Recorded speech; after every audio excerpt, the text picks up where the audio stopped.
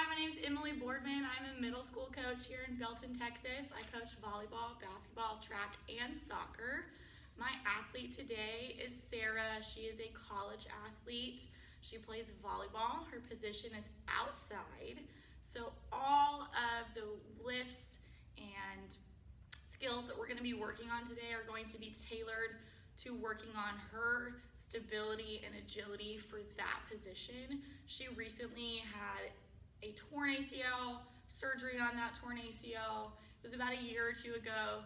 So we're back into the off-season recovery portion of her training sequence. So we want to make sure that we are providing a foundation that is going to allow her to see the most growth in strength and agility and speed as we possibly can. In today's video, I'm going to walk you through a weight room workout that is tailored specifically for volleyball hitters.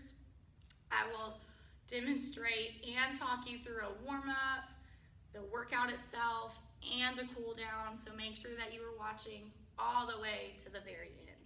The first thing that I want your athlete to do is take about a 2 to 3 minute jog just to warm up all of those muscles, get the blood flowing, boost that circulation, get a little sweat going, heat up those muscles, okay? After that 2 to 3 minute jog, we're going to get into some dynamic stretching. The first dynamic stretch that we're gonna do is lunges. They're gonna be walking lunges. Make sure that when your athlete is performing a lunge, that their knee does not come over their toe. Okay, a bad lunge, the knee comes over the toe, it's very unstable on their knee. A lot of pain comes with a lunge that way. So it's a nice big step. Their knee should be over their heel, it's not over their toe. Their back leg should be nice and bent. Okay, you're gonna come up and then right back into a second walking lunge. So we're gonna do 10 walking lunges down, 10 walking lunges back, just to make sure that we're stretching out all the leg muscles that we need to perform our workout today. Okay, so this is Sarah. She's gonna start with walking lunges. She's going 10 yards across and 10 yards back. Notice how her knee is not coming over her toe. She's fully extending her step, and she's making sure that each step is even and she's not going too fast. The next stretch that we're gonna do is called groin ham. It starts with a lunge, but you're gonna bring the same elbow as the leg that you're lunging with, all the way down to the floor or as close to the floor as you can to really open up the inside of your groin. Feel that stretch on your back leg. You're gonna hold it for about 5 to 10 seconds until you feel those muscles start to loosen. And then you're gonna pop back into a hamstring stretch. Okay, you don't wanna sit on this leg because then you're not stretching a whole lot. But pull your hips backwards and really feel that hamstring engage. Again, hold that for about 5 to 10 seconds. And then you're stepping with the next leg, bringing that elbow down, performing the same stretch. You're gonna do that about 10 yards across, 10 yards back, so you get a whole total of 20 reps. Okay, next stretch is groin ham. She's gonna step with the same arm as leg and touch that elbow almost to the ground as far as she can, and then lean back of her hamstring, making sure that she keeps that front heel on the ground so she can really stretch her hamstring. Your athlete can take as long as they need in this stretch to make sure that all of their muscles are fully engaged. They're gonna go 10 yards down and 10 yards back. Now that our hamstrings, our groin, our quads are nice and warmed up and stretched, we're gonna move into our next dynamic stretch, which is high knees. The biggest thing that I see people do incorrectly with high knees is that they treat it like a jog and they move too quickly through it and they don't get enough reps. So when you're performing high knees, make sure that your knee is coming up high, keyword, high knees, and that you're using opposite arm, opposite leg, performing really good running form, and you're getting lots and lots of reps in. It's not a race. You're not trying to get across the court as fast as possible, but but I want to make sure that you get as many reps as possible. Same thing, 10 yards down, 10 yards back, and really focus on that form and engaging on knees. I already demonstrated lots of reps, opposite arm, opposite leg, and Sarah's gonna do the same thing, as many reps as she possibly can, warming up those legs. Our next dynamic stretch is gonna be what I call a power skip, okay? Sticking to that same philosophy of skill first. A lot of volleyball players need to focus on their vertical jump and the power coming from their legs. So in a power skip, you have the same form as a high knee, opposite arm, opposite leg, but you're gonna make sure that you drive your body up as far as possible. Okay, so we're going for height, not for distance. And then once you've done it with one side, you're gonna go straight into the next one. Next exercise is power skips. It's very similar to high knees, as I demonstrated before. She's going to make sure that she drives up as far as possible, using that opposite arm, opposite leg, running form. Dynamic stretch. Athlete's gonna go 10 yards down. Nice, slow and low shuffle. Okay, this is our ready position for volleyball as it is. So you're gonna slowly shuffle side to side. Your toes are gonna be facing forward the whole time. Your butt is going to be down, chest up. Okay, you're not crossing over your feet. You're shifting your weight on the balls of your feet. Your weight should really be over the balls of your feet or your arches. And we're gonna keep our arms out just like we're in a volleyball game. You're gonna do 10 yards down. Shuffle. Since this is a volleyball tailored workout, she's gonna be in the volleyball ready position. Arms out in front of her. She's gonna stay nice and low, shuffling as slow or fast as needed. 10 yards down, and then she's gonna come 10 yards. Stretch that I'm gonna walk through with you guys, we refer to here in Belton as duck dance. It's really a backwards hip rotation or hip abduction. You're bringing that whole leg away from your body, trying to really open up those hip flexors. We like to do it on a bounce. Just make sure that you're really opening up, coming up and out, so that you loosen your entire hip flexor and not just part of it. Okay, the higher you bring that leg up, the farther you bring that leg back. Backward hip rotation. Some people call this duck dance. She's gonna make sure that she brings her leg up first and then out to the side. Fully stretching those hip flexors. This takes a little bit of coordination, but it's super good to warm up your athlete's hips.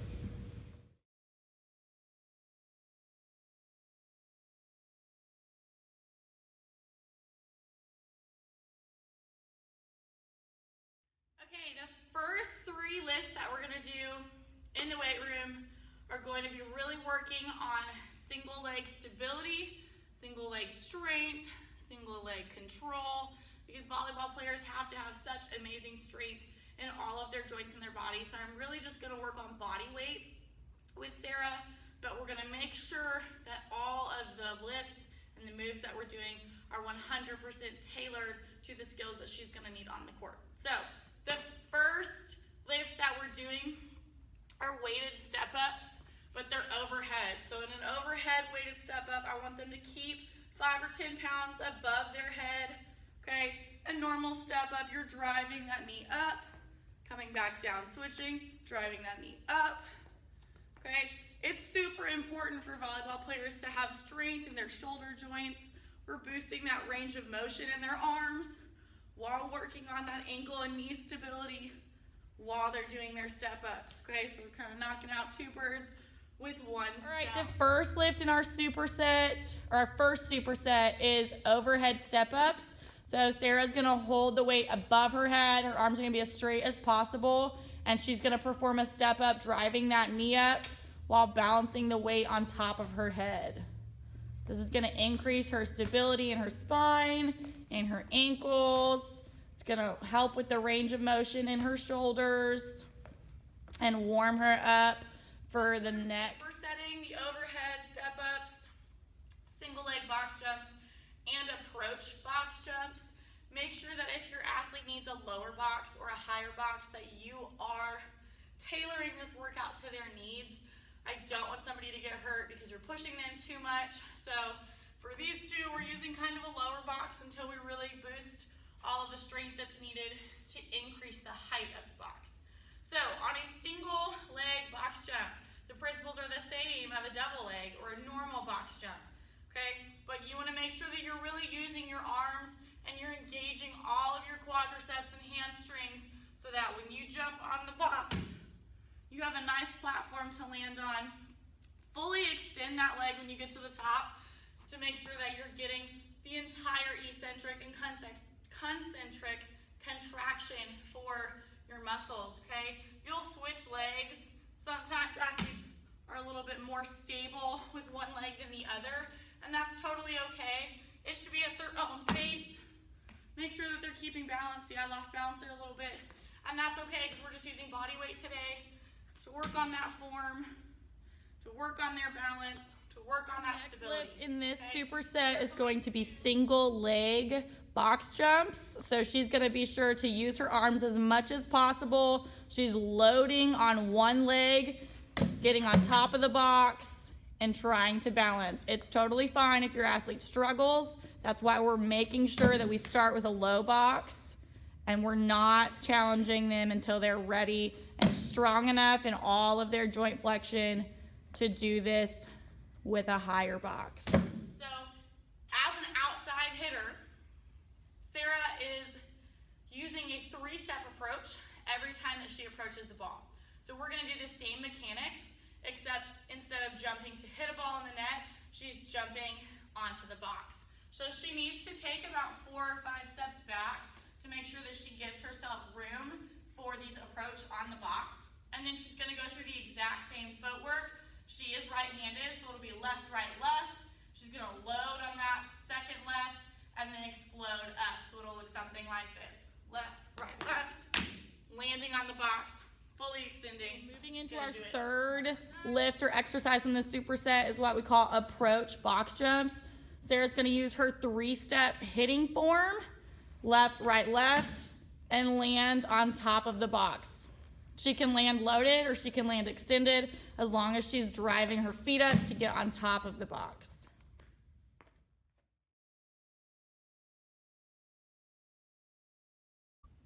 When performing a hang clean, make sure that your feet are a little bit wider than shoulder width. Your toes can be facing forward or slightly facing out, but I don't want them all the way out here, and I don't want them too far in, okay? So either straight or slightly facing out. Your hands should be where the rough and the smooth on the bar meet, okay? I like to put my thumbs right where that meet happens, and then I'll wrap my hands around so that my grip is a little bit wider than my knees, okay? So you can tell that everything in my body can be moved at the same time, okay? With hang cleans, because you are starting from right below your knee, you wanna make sure that this bar is as close to your body as possible. I don't want you to swing it out. As close to your body as possible so that when you're performing the pull, you do not injure your back. It's very difficult to keep your spine straight while you're pulling something up. I don't want you to arch it this way and I don't want you to bend it backwards this way. Just keep it nice and neutral from your knee. You're lifting it straight. Even in the catch, it's gonna be straight. Okay, so the first phase, that first pull, I want you to make sure that you're using your legs. The bar starts right below your knees. You're using those legs, again, keeping the bar as close to your body as possible, lifting, and then dropping and catching underneath it. You don't have to catch it in a full squat. If you don't have to get that far down, that's fine. Just make sure that you're doing this lift in one motion. So you're pulling, pulling, catching, and it's smooth. It's not jerky. There's no fluctuation of the bar away from your body. Okay, so I'm gonna do a few for you. I'm starting with the bar right below my knees. Okay, up, catch. Make sure your elbows are nice and high on that catch. If they're low, the bar's not gonna be comfortable. It's gonna hurt your back. It's also gonna cause your shoulders some pain, and you want everything to maintain a nice neutral spine. So any little deviation that's not close to your body, it's gonna make your body have to work a lot harder. So again, from below your knees, catch, stand up, same thing. Our next superset is composed of 3 lifts. The first is hang clean. Sarah's gonna hold the bar as close to her knee as possible. She's gonna keep it tight to her body and pull up, catch it in a load with her elbows high, and then bring it back down to her knees for a second rep. Your athlete's doing 3 sets of 10. Lift in this superset is going to be hip thrusters. I really want to focus on strengthening the hip flexors in lots of athletes, but especially for mine right now. So, when you get on the bench, I need you to make sure that your back is in a very nice neutral position, okay? That it's straight, it's not bowed, and it's not curved, but that your shoulders are comfortably on the bench and that your spine is neutral, okay? I have a 20-pound dumbbell on my hips. You can do this with a bar. You can also do this with a plate, but I find that dumbbells fit the nicest when I'm doing this lightweight and when I'm doing it on my back. So with this 20-pound dumbbell, I'm going to fully extend my hips, keeping that back straight. I'm gonna squeeze at the top to make sure that I'm stretching my hip flexors and have that nice contraction of my glutes, and then I'm coming back down. You're keeping your back straight the entire time. Again, gonna fully extend, stretch those hip flexors, squeeze those glutes. The second lift in this superset is hip thrusters. You wanna make sure that just your shoulders are on the bench like I demonstrated. You're gonna keep your spine nice and neutral and drive your hips up. You should be contracting your glutes, contracting your hamstrings, holding that bridge at the top till you feel it squeeze, and then come back down. Last lift of this superset is what I call backwards resistance kicks or hip flexor kicks. You want to lay on a bench so that your hips are just on the edge of it, because that's my flexibility point. So I'm gonna lay so that my hips are just on the edge of it. You can keep your hands on the ground, or you can hold the sides of the bench, which is what I tend to do, right next to my chest, okay? One leg should be relaxed on the floor. The leg that you are lifting, you're gonna bring up as high as you can, really stretching this hip flexor right here, squeezing your glutes, stabilizing your back, and then bring it back down. Again, squeezing glutes, bringing it as high as you can, and bringing it back down. You're gonna feel this one after about 3, just because these are not muscles that we think about working out as athletes. We think about working out our major muscles.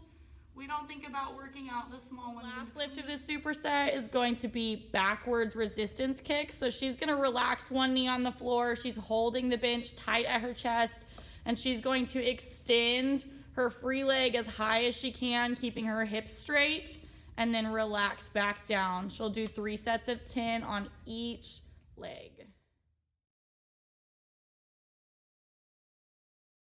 All right, we're 70% done with this workout. We have one more superset of 3 elements.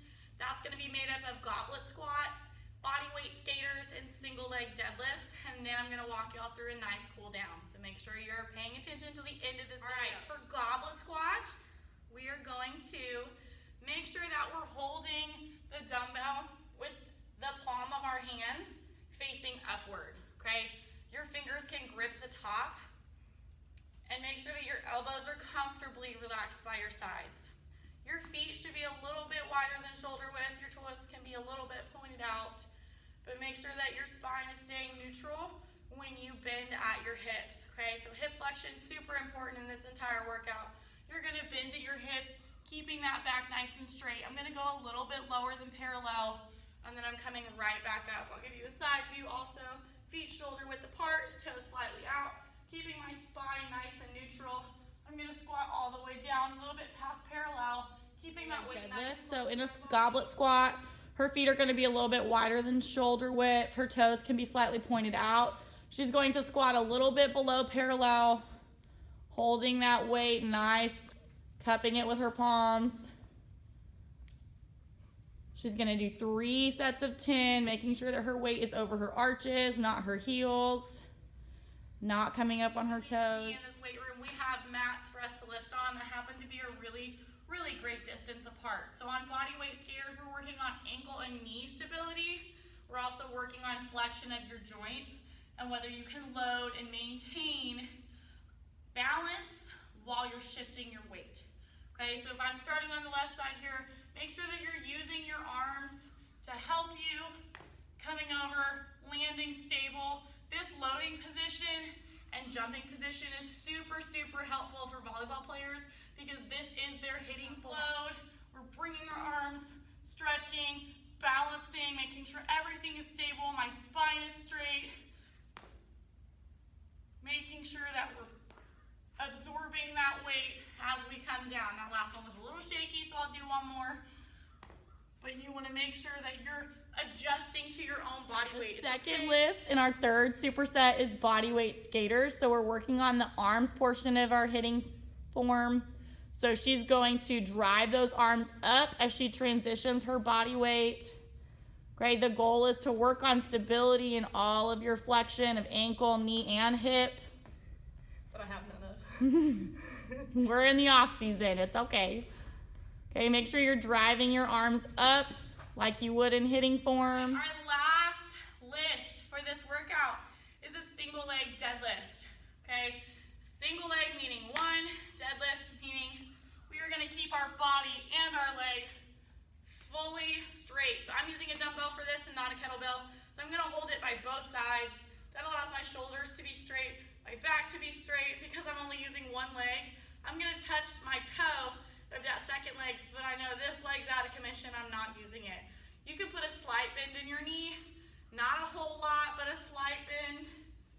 Okay, you don't want to completely obliterate your hamstrings, but you do want to extend until you feel a pull and then come back up. Okay, straight leg deadlifts are all about engaging your hamstrings, making sure that your knees are nice and strong. It's a slow lift. Okay, make sure you're keeping that back straight. You should be looking up the entire Last time. lift of this superset again is single leg deadlift. So she's gonna put all of her weight on her left leg. She's gonna put the toe of her right leg. She's gonna slightly bend her left so we're not jerking that hamstring, and she's gonna slowly bend at the hip with that hip hinge, keeping that weight close to her body until she feels a pull, and then she's gonna come back up.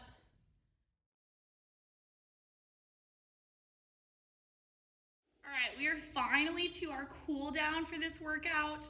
We are gonna start our cool down with what I call plank abductions. Okay, there's two parts to a plank abduction. I'm gonna do this on my forearms, make sure that my back is nice and straight, my spine is nice and neutral. I'm gonna go ahead and bring my leg up, working on those hip flexors, and then I'm bringing my knee out, abducting away from my body, and then adducting towards my body. My back's gonna stay straight the entire time, and I'm gonna alternate legs every 5 sets. Okay, again, we're keeping our back nice and straight. And remember to breathe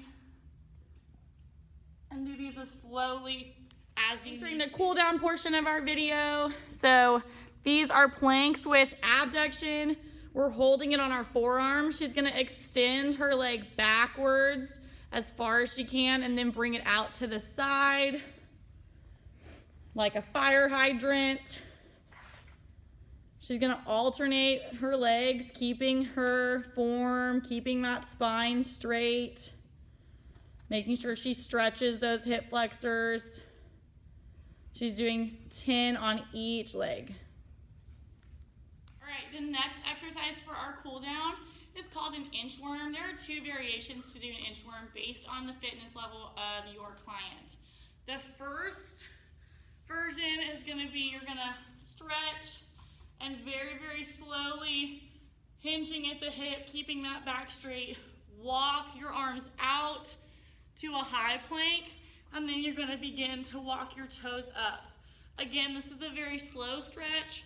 You're trying to make sure that your hamstrings and your back and your arms are all nicely stretched.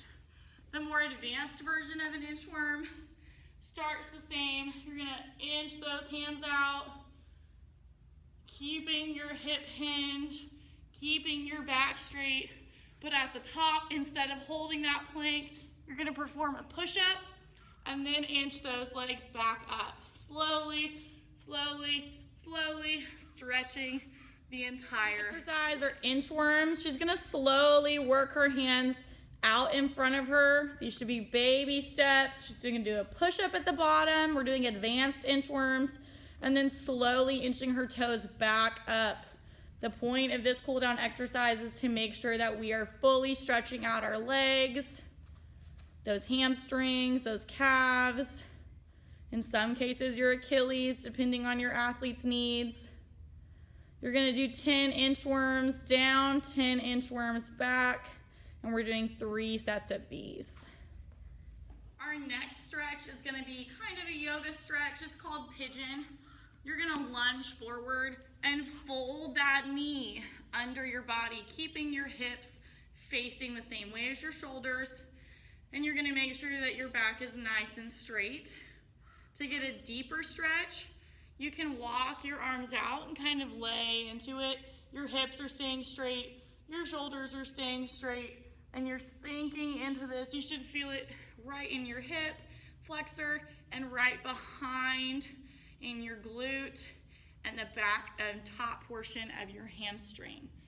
If you want an even deeper stretch than this, the leg you have extended on the back of the floor, you can go ahead and grab, keeping your hips straight, and this is going to deep stretch the quadricep on your left while your hips are staying forward. And then you can go ahead, downward dog it, pedal those feet out, and then fold your left leg, keeping your hips straight. Walk those arms out. And for a deeper stretch, grab that back leg, pull it in for pigeon. She's gonna fold her left leg under her, keeping her hips facing forward. And then as needed, depending on her stretch needs, she's either gonna walk her arms out so that she can really feel it in her hips. She'll feel it pull on the hamstring of her folded leg. If her quadriceps are really tight, she can reach back and grab that foot.